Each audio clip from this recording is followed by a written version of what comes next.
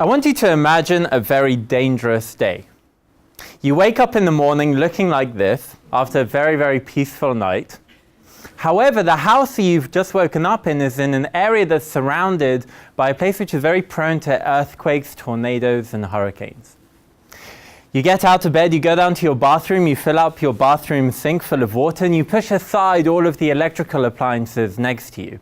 You don't get electrocuted. On your way out of the bathroom, on the way out of the house, you grab the only thing which you can find for breakfast, which happens to be a very high in fat, high calorie, high sugar, high cholesterol breakfast. That's the only thing you have.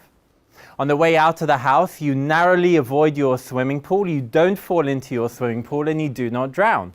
And as you get to your car, you narrowly avoid eye contact with your neighbor, whom you know really hates you and has an assault rifle in his backyard. You get into your car, you start driving, you turn on the radio, you hear stories of ISIS, Ebola, measles, all of these risks, some of the most contagious and deadly diseases to ever reach American soil. You get to your destination, which happens to be an airport. You get into a giant tube of metal, you go up 35,000 feet in the air, supported only by wings which are narrow and thinner than your car door. You're fine, and just before you go to sleep, you reach into the seat pocket in front of you, you grab the bag of peanuts, you read the choking hazard. You're fine. You eat the peanuts, you go to sleep, everything's okay. Pretty dangerous day. Did you know that out of all of these risks that you had today, the peanuts, the angry neighbor with the assault rifle, the high-calorie breakfast, the swimming pool, Ebola, none of these were the most dangerous things you did today. It was actually getting into your car and driving. Every year, 1.2 million people die on our roads. To put that into perspective, that's the equivalent of a jumbo jet full of people falling out of the sky every 3 hours. Every 3 hours, every single day, every single week, every single month, every single year.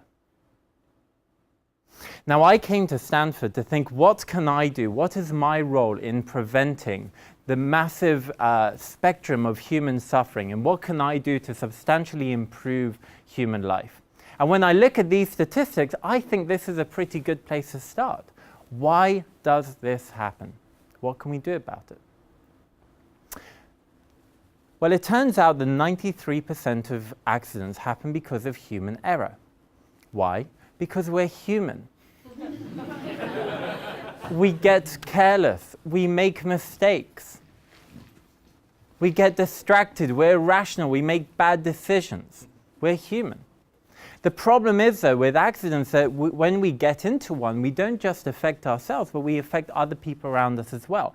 Therefore, if we want to do something to substantially reduce the number of people who die on our roads, we need to do something about taking out some of the human elements from driving and replacing it by computers that can make better, faster, more accurate decisions on our behalf.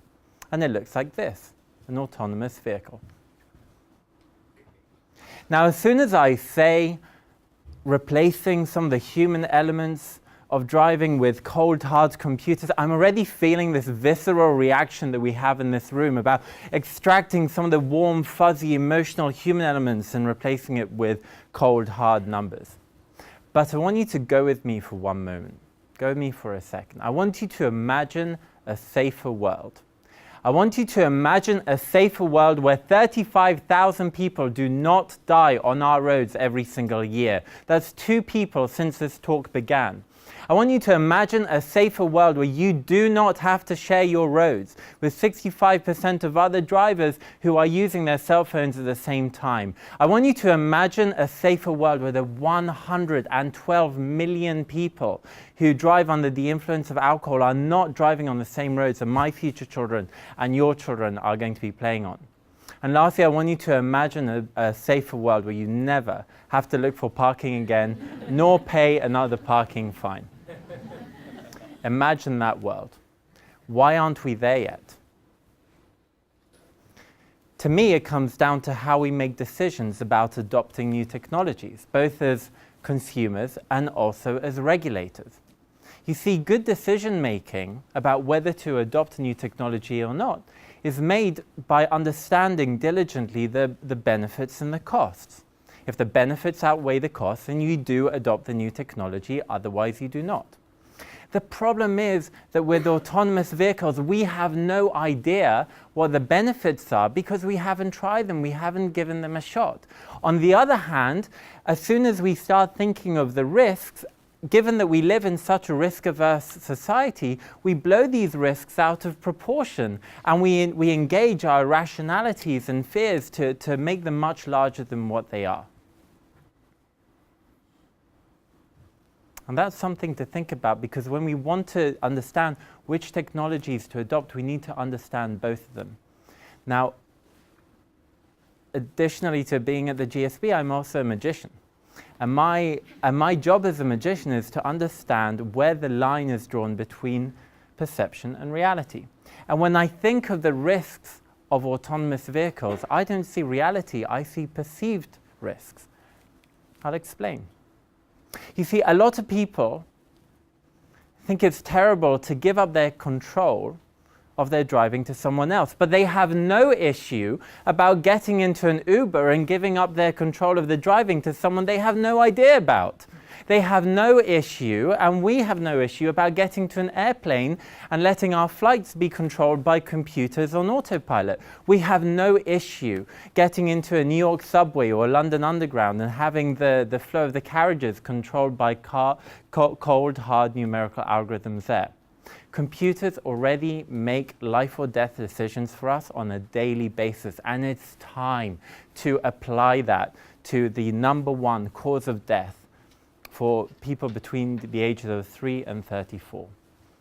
So what I ask of you is not to put aside your fears of autonomous vehicles, but to keep them into proportion and also give necessary credence to their benefits as well.